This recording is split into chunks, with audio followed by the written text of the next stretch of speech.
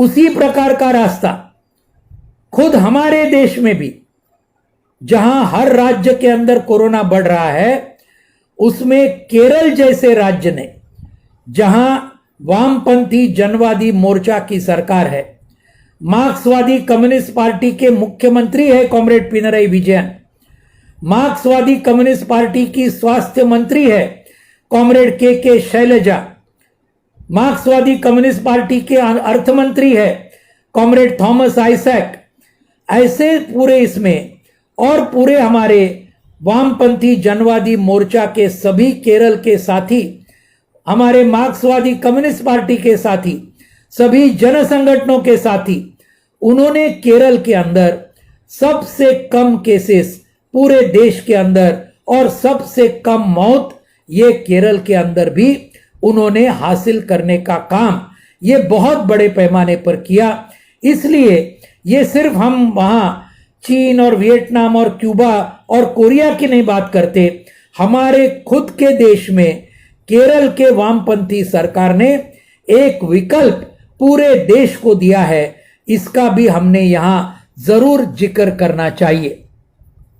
उसके साथ में हमने और एक बात देखा कि आज ये कोरोना के चलते पूरे देश भर में बहुत बड़ा आर्थिक संकट भी निर्माण हुआ है, बहुत बड़ा आर्थिक संकट।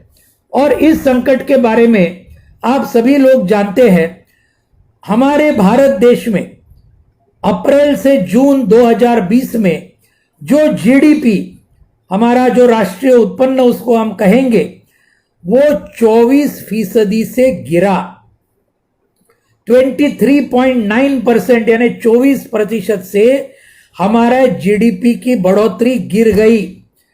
और ये पूरे दुनिया में रिकॉर्ड है, बड़े देशों के अंदर भारत का 24% गिरना जीडीपी, ये पूरे दुनिया में रिकॉर्ड है। यूरोप और अमेरिका में क्या है हालत? यूरोप और अमेरिका में कई 12%, कई 10%, कई 8%, कई 5%, ऐसे जीडीपी गिरा है, कई 15%। हर पूरे पूंजीवादी, विकसित पूंजीवादी देशों में भी जीडीपी गिरा है। करोड़ों लोग बेरोजगार हुए हैं, करोड़ों की तादाद में, करोड़ों लोग भूखे आज चलते हैं। आज पूरे भूख की वजह से पूरे दुनिया के लोग करोड़ों की तादाद में आज उनकी ये है, ये हमने देखा है। खुद हमारे देश में 15 करोड़ लोग बेरोजगार हो गए ये पिछले 6-7 महीनों में, ये हमने देखा है। तो ये सब चीज जो है, इसके उल्टे अगर हमने देखा, एक ही देश है बड़े देशों में, चीन में आज ये सब होने के बावजूद उनका जीडीपी 3.2% से बढ़ा है, ये कोरोना के संकट के काल में ही 3.2% से चीन का जीडीपी बढ़ा। बाकी सभी का नेगेटिव हो गया, माइनस हो गया, लेकिन चीन का प्लस 3.2% हुआ जीडीपी की बढ़ोतरी, ये हम देखते हैं। क्यूबा का बढ़ा, वियतनाम का बढ़ा, कोरिया का बढ़ा, ये सब हम देखते हैं। समाजवाद ने ये कोरोना का महामारी और आर्थिक संकट की महामारी, ये दोनों के खिलाफ पूंजीवादी देशों की तुलना में बहुत जबरदस्त तरीके से ये पूरा जंग किया, सामना किया उनका, और वो जीत के रास्ते पे है। दोनों के जंग के अंदर ये आज हम पूरे दुनिया का आज का चित्र हम ये कोरोना का देखेंगे तो हमको ये पता चलेगा। साथियों, पांचवा और अंतिम बात मैं आपके सामने रखना चाहूंगा कि ये समाजवादी क्रांति ने हमको एक बात सिखाया रशिया के, और वो क्या सिखाया? वो ये सिखाया कि समाजवाद की रक्षा करना ये बहुत ही जरूरी बात होती है। अगर उसकी रक्षा हम नहीं कर पाए तो समाजवाद एक बार बांधा गया तो ऐसा कहीं लिखा नहीं है कि वो एक सीधी लाइन है, समाजवाद की तरफ ही वो सीधी लाइन बढ़ेगी। कभी कभी उसके अंदर पीछे भी हो जाने पड़ता है जो खुद सोवियत यूनियन को जाना पड़ा, आज वहां का समाजवाद हटकर वहां पूंजीवाद आया है। पुतिन साहब उसको लागू कर रहे हैं। वहां भ्रष्टाचार बहुत बढ़ा है। ये बड़े बड़े पूंजीपतियों की संपत्ति बढ़ी है, जैसे रशिया में, भारत में, अमेरिका में, यूरोप में। कुछ चंद लोगों के पास आज 1% जो सबसे अमीर लोग दुनिया के हैं, उनके पास बाकी दुनिया के 99% लोगों के संपत्ति से उनके पास कई गुना ज्यादा संपत्ति केंद्रित हुई है। ये आज है पूरे पूंजीवादी दुनिया का चित्र। और इसलिए ये समाजवाद की हिफाजत करना, समाजवाद की रक्षा करना, ये भी समाजवादी क्रांति ने हमको सिखाया। अगर वो हम नहीं कर पाए तो बहुत बड़ा संकट समाजवाद के ऊपर आ सकता है, जो रशिया की समाजवादी क्रांति के ऊपर गलत तरीके से, गलत विचारधारा अपनाकर और पूरे पार्टी, अगर जनता के साथ अगर कम्युनिस्ट पार्टी का संबंध अगर टूट गया अलग अलग कारणों की वजह से, तो उसका क्या नतीजा होता है, ये भी हमने आज सोवियत यूनियन के ही उदाहरण से हमने ये सीखा है। और ये 21वीं सदी में ये जो सबक हमने लिया वो हमारे लिए बहुत ही महत्वपूर्ण होगा, इसमें कोई दो राय नहीं हो सकती है। लेकिन साथ में और एक हमको सिखाया है, और वो समाजवादी क्रांति ने क्या सिखाया कि हमारा संघर्ष लगातार आगे हमको बढ़ाना होगा। और वो संघर्ष, समाजवाद का संघर्ष, कभी कभी उसमें हमको पीछे जाना पड़ेगा, लेकिन अंतिम रूप में हम आगे ही बढ़ेंगे, इसमें कोई दो राय नहीं है। अभी हाल के 2 घटना मैं आपके सामने रखना चाहता हूं। आप सभी जानते होंगे, बोलीविया नाम का देश है लैटिन अमेरिका में। उस बोलीविया में, वो देश इसलिए हमारे लिए बहुत महत्वपूर्ण है इतिहास में, क्योंकि वो देश था जिस देश में कॉमरेड चे गोवेरा, हमारे एक बहुत बड़े आदर्श शहीद भगत सिंह एक तरफ हमारे देश में, और शहीद चे गोवेरा पूरे अंतरराष्ट्रीय प्रेरणा स्थान कम्युनिस्ट आंदोलन के, क्यूबा में क्रांति कामयाब की कॉमरेड फिडेल कैस्ट्रो के साथ, कॉमरेड राउल कैस्ट्रो के साथ, कम्युनिस्ट पार्टी के नेतृत्व में। क्यूबा में वो कुछ साल तक मंत्री रहे चे गोवेरा। मंत्री पद का इस्तीफा दिया। उन्होंने कॉमरेड फिडेल कैस्ट्रो से कहा कि मेरा अभी मन यहां नहीं लगता, आप तो क्यूबा में कॉमरेड फिडेल कैस्ट्रो आप है, राउल कैस्ट्रो है, दूसरे कई कम्युनिस्ट हमारे नेता है, हमारी जरूरत लैटिन अमेरिका को ज्यादा है, तो मैं जाऊंगा बोलीविया में और वहां भी किसानों को और मजदूरों को संगठित करने का काम मैं करूंगा। बोलीविया में गए, काम शुरू किया, लेकिन काम करते करते वहां उनको पकड़ा गया।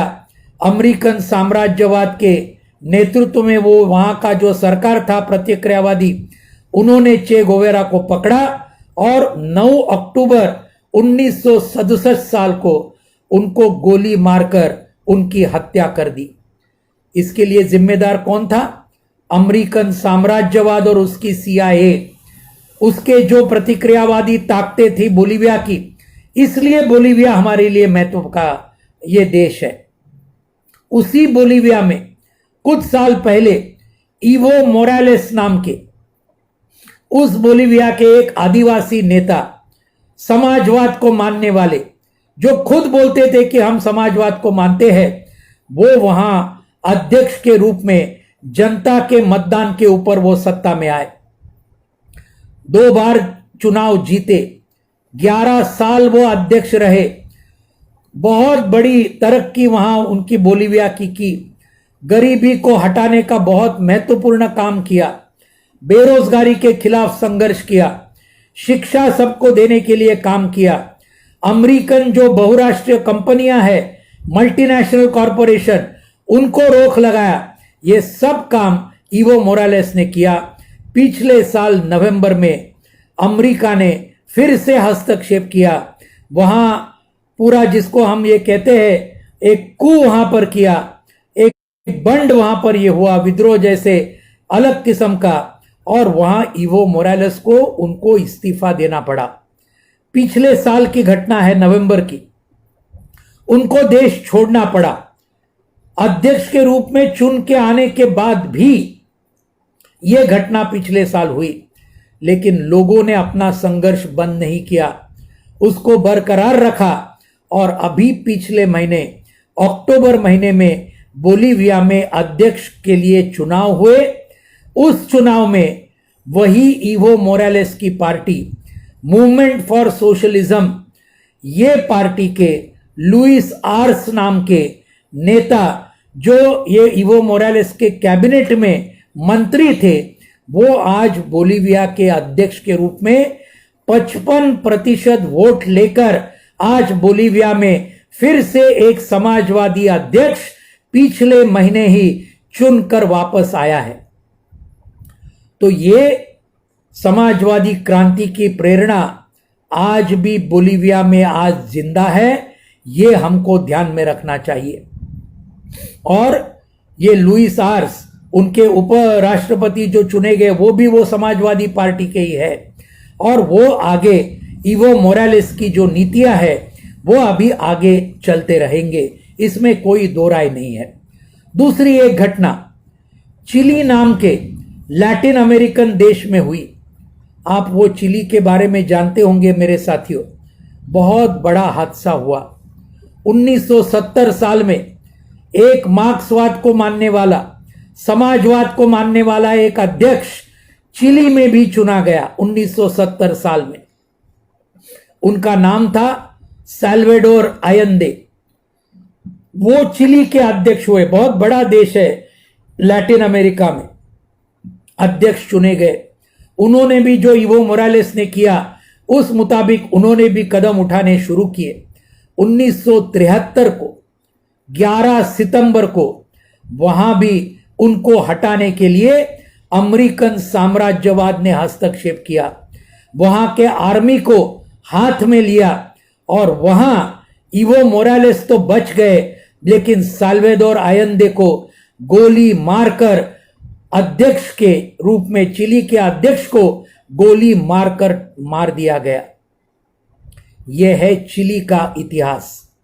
उसके बाद में मिलिट्री जनरल ऑगस्टो पिनोशे अनेक सालों तक चिली का अध्यक्ष बना और उन्होंने हजारों कम्युनिस्टों को खत्म किया, हजारों जनवाद को मानने वालों को खत्म किया, समाजवाद को मानने वालों को खत्म किया, मजदूर किसान जनवाद को जो जो मानता था उसको खत्म किया। इसका मतलब उनकी हत्या कर दी, हजारों लोगों को जेल में भेजा।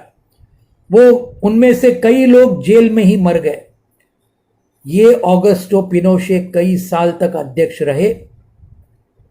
आज वो अध्यक्ष नहीं है, लेकिन पिछले 2-3 साल से चिली में कम्युनिस्ट पार्टी के नेतृत्व, समाजवादी पार्टी का नेतृत्व, बाकी सभी जनवादी ताकतें इकट्ठा हुई। ये पिनोशे ने अपनी राज्य घटना बना के रखी थी। पूरे चिली के लिए एक मांग उठी पूरे जनता से कि हमको, अभी पिनोशे को तो हमने हटाया, लेकिन ये पिनोशे ने ये पूरी एकाधिकारशाही की और ये पूरी विषमता को बनाने रखने की जो राज्य घटना बनाई है, इस राज्य घटना को हम तोड़ मरोड़ करना चाहते हैं। इस राज्य घटना को हम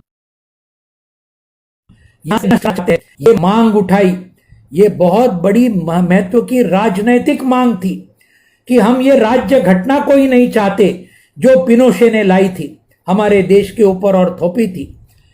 अभी 25 अक्टूबर को पिछले महीने चिली में मतदान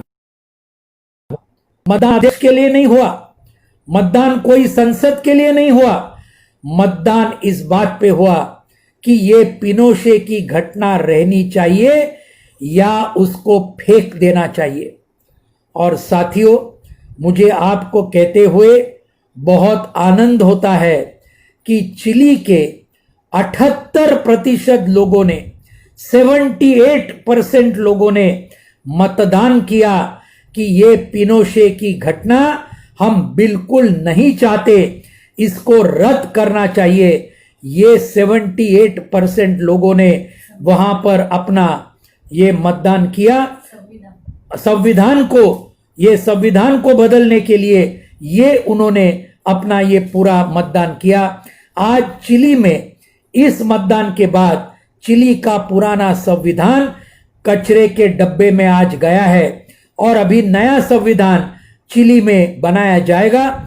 उनमें से 78% लोगों ने यह भी बोला आज जो चुने हुए हैं वो इस संविधान को नहीं बनाएंगे। नए संविधान को कौन बनाएंगे? संविधान समिति जनता चुनेगी और जनता चुनने के बाद नई संविधान समिति चिली की संविधान को फिर से बनाएगी। ये सब बातें चिली में हुई है। अलग अलग देशों में हमने देखा है। मेक्सिको में एक वामपंथी अध्यक्ष वहां चुन के आया है। आज हम देखते हैं आज अपने इसमें वेनेजुएला में मादुरो नाम के आज वामपंथी अध्यक्ष, अमेरिका ने कई ऐसे प्रयत्न किए लेकिन आज भी वेनेजुएला में वामपंथी अध्यक्ष आज भी कायम है। साथियों, ये लहर सब जगह में वो जाएगी। मैं आपके सामने एक ही बात और बोलना चाहता हूं। ये अमेरिकन चुनाव, इसमें अभी जो बाइडेन जीत गए, अच्छी बात हुई। डोनाल्ड ट्रंप हारे, बहुत अच्छी बात हुई, उसमें कोई दो राय नहीं। लेकिन ध्यान में रखिए, जिस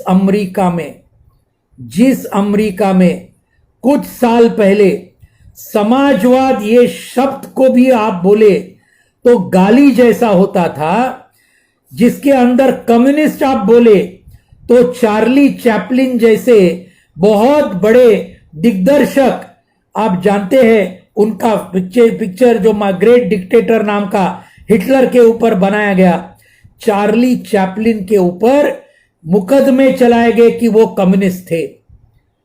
और इतना डर पैदा होता था अमेरिका में कि अगर आप बोलेंगे हम समाजवादी है, हम कम्युनिस्ट है, तो आप पूरे समाज से खत्म होने का वो उस वक्त का दौर था। लेकिन आज अमेरिका में देखिए, सेनेटर बर्नी सैंडर्स संसद के सदस्य कई सालों से चुन के आए हैं। अभी अध्यक्ष के चुनाव के अंदर भी वो खड़े थे जो बाइडेन के खिलाफ में पहले प्राइमरीज के अंदर। लेकिन आज बर्नी सैंडर्स खुलेआम बोलते हैं अमेरिका में, क्या बोलते हैं? मेरा समाजवाद के ऊपर विश्वास है और मैं ये नहीं चाहता 1% ये बड़े बड़े पूंजीपति ये आज अमेरिका को चलाते हैं, ये इनकी सत्ता, हमको इसको करारा झटका देना होगा। और 99% अमेरिकन जो मजदूर है, जो किसान है, इनका राज हमको लाना होगा। पूरी व्यवस्था बदलनी पड़ेगी। पूंजीवाद को आज आपको ठुकराना पड़ेगा और समाजवाद को अमेरिका में लाना पड़ेगा। ये कौन कहता है अमेरिका में? उनका एक संसद सदस्य जिसको कई वोट मिले अध्यक्षीय चुनाव के पहले के चुनाव में, बर्नी सैंडर्स, ये आज खुलेआम अमेरिका में ये बोलता है और लोग भी उसको मानने लगे हैं। ये आप देखेंगे। आप अभी के चुनाव में बर्नी सैंडर्स ने जो बाइडेन के लिए पूरे ताकत के साथ काम किया, क्योंकि उन्होंने कहा पहले तो ये ट्रंप को हराना चाहिए। ट्रंप ये फांसीवादी विचारधारा के है, पूरे हुक्म इसके तानाशाही विचारों के हैं, और ये पूरे जैसे मोदी साहब यहां आज धर्म के नाम पर लोगों को बांटते हैं, वैसे वहां कलर के नाम पर ये ट्रंप साहब वहां लोगों को बांटने का काम अमेरिका में कर रहे थे। तो इसलिए ये भी आपने सोचना होगा, अलग अलग यूरोप के देशों में, खुद अमेरिका में भी आज समाजवाद के विचार ये आगे चल रहे हैं। ये आपने देखना चाहिए। न्यूजीलैंड में पिछले महीने चुनाव हुआ और न्यूजीलैंड लेबर पार्टी की एक महिला प्रधानमंत्री जैसिंडा आर्डन ये फिर से बहुत भारी बहुमत से चुनकर आई प्रधानमंत्री के रूप में। और न्यूजीलैंड के बारे में आपने देखा होगा, पिछले महीने की घटना है, कोरोना के साथ लड़ने पे बहुत अच्छा काम लेबर पार्टी के सरकार ने किया है। जनता को मदद करने का बहुत ही महत्वपूर्ण काम ये जैसिंडा आर्डेन जो प्रधानमंत्री है न्यूजीलैंड की, वो कम्युनिस्ट नहीं है, जरूर नहीं है, लेकिन जरूर लेबर पार्टी की नेता है। जरूर उसके विचार ये समाजवाद के साथ, वो बोलती होगी नहीं बोलती होगी वो बात अलग है, लेकिन जनता को हम मदद करेंगे इस मुताबिक के नेता आज चुन कर आ रहे हैं अलग अलग देशों में। ये बात अलग अलग देशों में इसके बारे में भी, इसके आगे भी होगी। आज ये आर्थिक संकट भी हम देखते हैं जो पूंजीवाद में 1929 साल में बहुत बड़ा संकट आया था। 2008 साल में ये अमेरिका में बहुत बड़ा संकट, आर्थिक संकट, जो मार्क्स ने कहा था पूंजीवाद आर्थिक संकट के बिना जिंदा नहीं रह सकता, पूंजीवाद बेरोजगारी के सिवा जिंदा नहीं रह सकता, पूंजीवाद जंग के सिवा जिंदा नहीं रह सकता। ये जो बातें मार्क्स और लेनिन ने हमको बताई, आज इन सब के खिलाफ लड़ने का समय आया है और वो लड़ने का समय आज हमको पूरे देश में और हमारे पूरी दुनिया में ये हमको करना पड़ेगा। आखिर में कॉमरेड, मैं आपके सामने हमारे देश में ये समाजवादी क्रांति का ये जो है, इसको कैसे हम ये परंपरा को लागू करें, इस विरासत को हम कैसे लागू करें, इतना ही मैं कह के मैं मेरे शब्द पूरे करना चाहूंगा। साथियों, रशियन क्रांति जब हुई, हमारे देश के बहुत बहुत बड़े नेताओं ने इस रशियन समाजवादी क्रांति का स्वागत किया था। इनमें से कौन कौन थे? राजनैतिक अगर आप नेता देखें तो लोकमान्य बाल गंगाधर तिलक, लोकमान्य तिलक ने इस रशियन क्रांति की सराहना की थी, स्वागत किया था। लाला लाजपत राय ने स्वागत किया था, बिपिन चंद्र पाल यानी इन्होंने स्वागत किया था, साथ में जवाहरलाल नेहरू ने भी स्वागत किया था, कई कांग्रेस के नेताओं ने स्वागत किया था। मैं कम्युनिस्ट पार्टी की बात नहीं कह रहा हूं, कम्युनिस्ट पार्टी ने तो किया था, उल्टे ये पूरे रशियन क्रांति के प्रेरणा लेकर ये जो 17 अक्टूबर 2020 को ताशकंद में कम्युनिस्ट पार्टी की स्थापना हुई थी, और उसी कम्युनिस्ट पार्टी की स्थापना होने के एक साल बाद मौलाना हसरत मोहानी और स्वामी कुमारानंद, इन दोनों कम्युनिस्टों ने के अहमदाबाद के सेशन में अब तक के पहली बार पूरे आजादी का प्रस्ताव कांग्रेस के परिषद में रखा था। ये बात इतिहास में हमेशा लिखी गई है और वो हमेशा रहेगी। और उसके बाद में क्या क्या हुआ उसकी तरफ हम आ जाने का सवाल नहीं है, लेकिन और किसने इसका स्वागत किया था? बड़े बड़े लेखक हमारे देश के, और इन्होंने पूरे सोवियत क्रांतिवादी क्रांति का बहुत बड़ा स्वागत किया।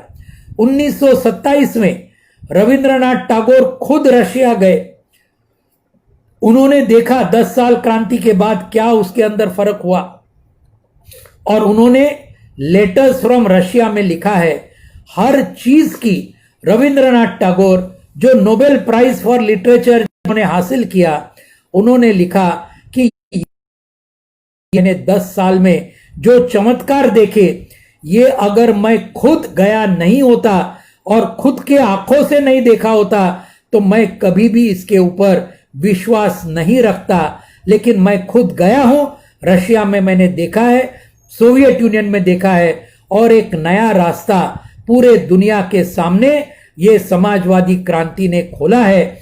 ये रविंद्रनाथ टैगोर ने कहा था, लिखा है। काजी नजरुल इस्लाम, इन्होंने भी वही बोला। हमारे दक्षिण के बहुत बड़े साहित्य के हमारे कर्मी सुब्रमण्यम भारती ने ये कहा। हमारे उत्तर भारत के, जिनको हम सब मानते हैं, प्रेमचंद जी, इन्होंने ये सोवियत क्रांति का खुले आम और खुले दिल से उन्होंने स्वागत किया। ऐसे कई कितने नाम आपको बताऊं, फैज अहमद फैज है, साहिर लुधियानवी है, कैफी आजमी है, अली सरदार जाफरी है, ऐसे कई लोग, शैलेंद्र है, कई ऐसे लोग अपने अपने मध्य प्रदेश में भी होंगे, हर राज्य के अंदर ऐसे बड़े बड़े साहित्यकार, इन्होंने ये समाजवादी क्रांति का स्वागत किया।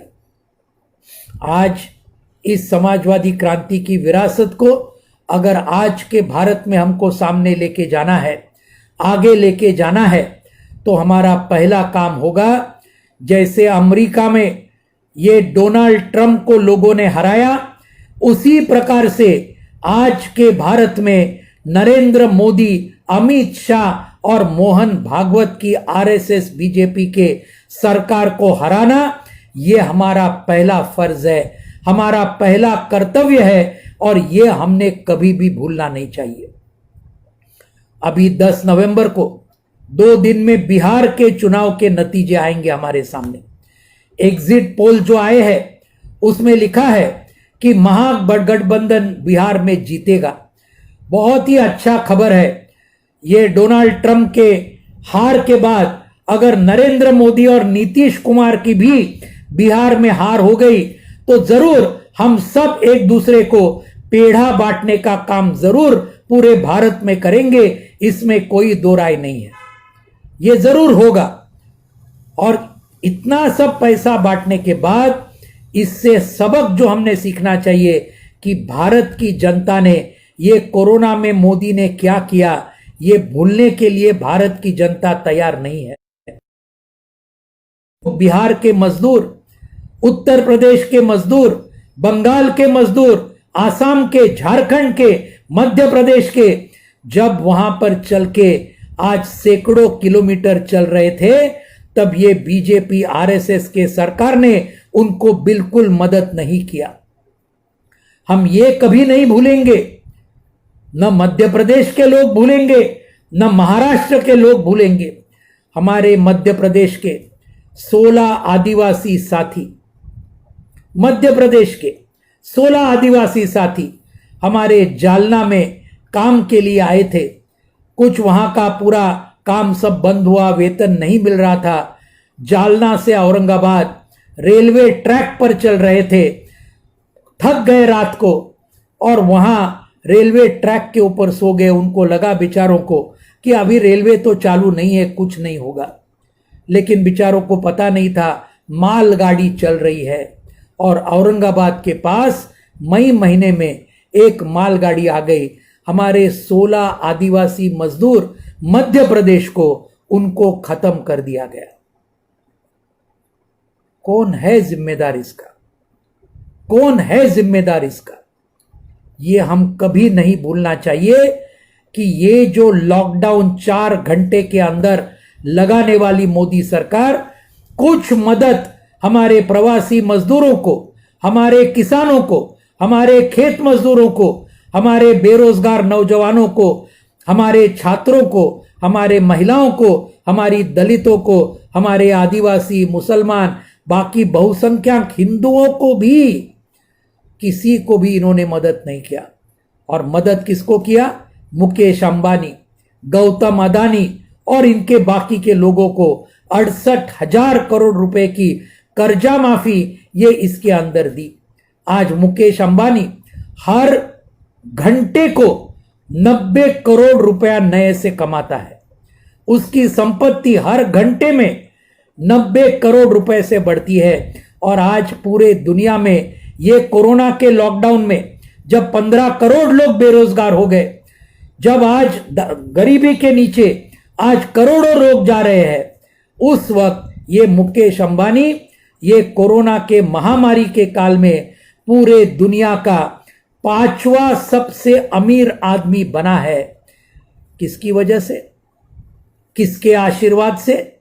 ये नरेंद्र मोदी और अमित शाह के आशीर्वाद से। और इसलिए समाजवादी क्रांति से अगर प्रेरणा लेना है हमारे भारत में, तो आज इसके लिए जो जिम्मेदार है, इनके खिलाफ में हमारा संघर्ष बहुत ज्यादा तेजी के साथ आगे लेके जाना पड़ेगा। सांप्रदायिकता के खिलाफ, जातीयवाद के खिलाफ।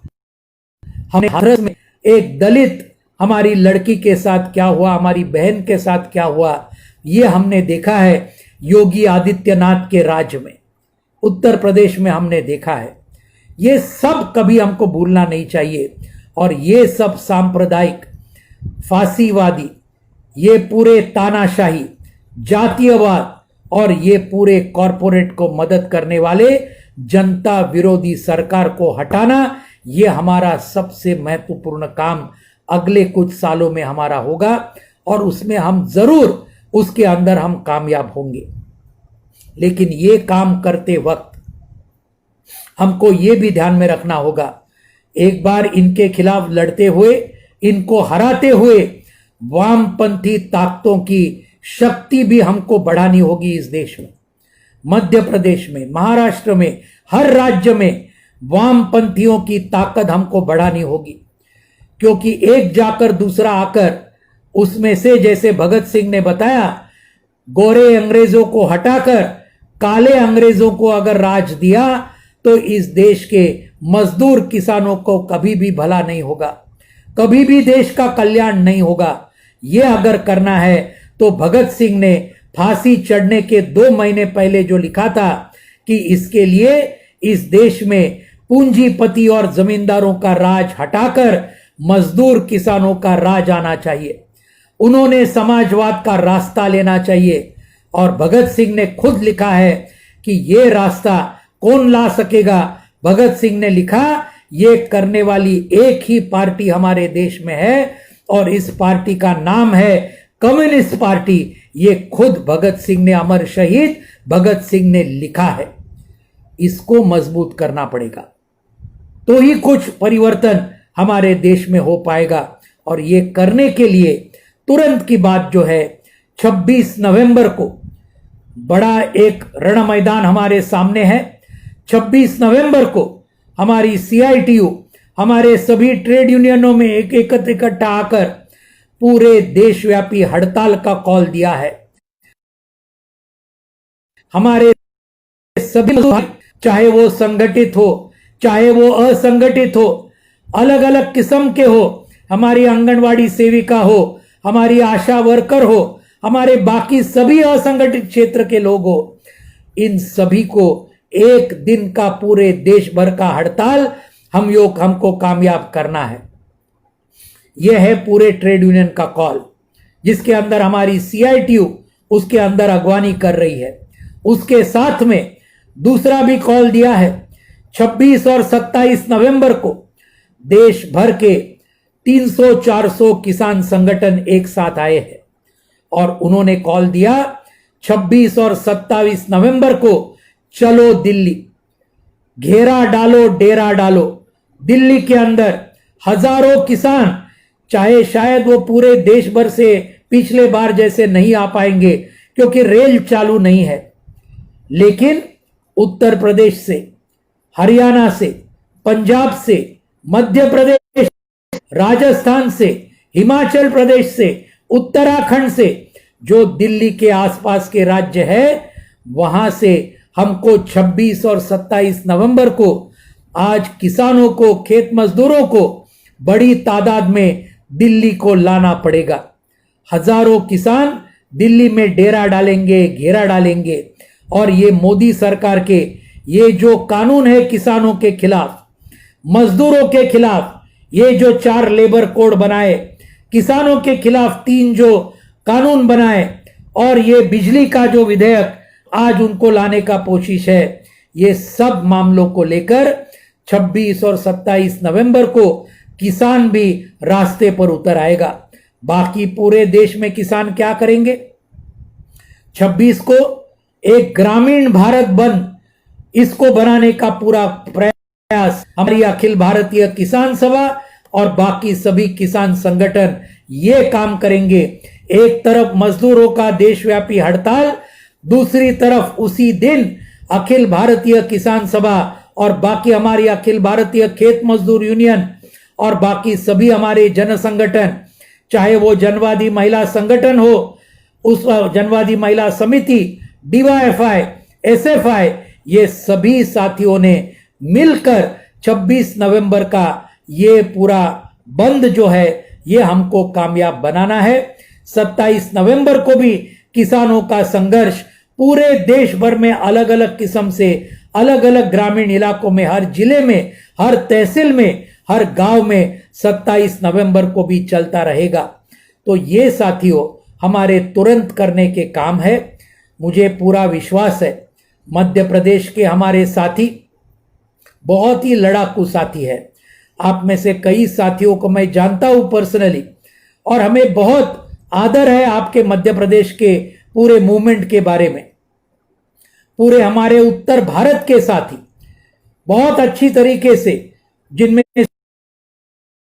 लाइव के होंगे, लेकिन बहुत अच्छी तरीके से आज पूरे उत्तर भारत के साथी एक जमकर लड़ाई लड़ रहे हैं, चाहे वो कोई भी राज्य के हो। मुझे लगता है कि ये 26-27 नवंबर की ये जो आंदोलन है, ये पूरे देश में इतिहास बनाने वाला आंदोलन हमारा होगा। इसमें हम सब लोग पूरी तरीके से कूद पर चलेंगे और इसको कामयाब बनाएंगे। मोदी सरकार को हराने का ये पहला इमीडिएट कदम 26 और 27 नवंबर को हम ये पूरा कामयाब करेंगे।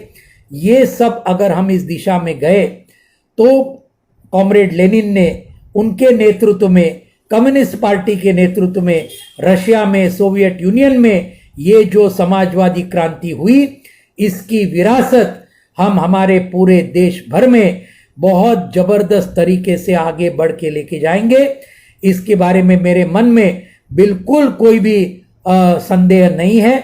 हम ये काम जरूर करेंगे और ये काम के अंदर हमारे सभी साथी हमेशा फ्रंट लाइन पर रहेंगे, ये विश्वास यहां जताते हुए आप सभी को आज अभिनंदन करते हुए, लोक जतन को बहुत बहुत बधाई देते हुए कि ये 8 दिन की मालिका आपने लगातार अक्टूबर की समाजवादी क्रांति के बारे में आपने चलाई। हमारे सभी साथियों को लाल सलाम और इनकिलाब जिंदाबाद करते हुए मैं मेरे चंद शब्द पूरे करता हूं। धन्यवाद साथियों।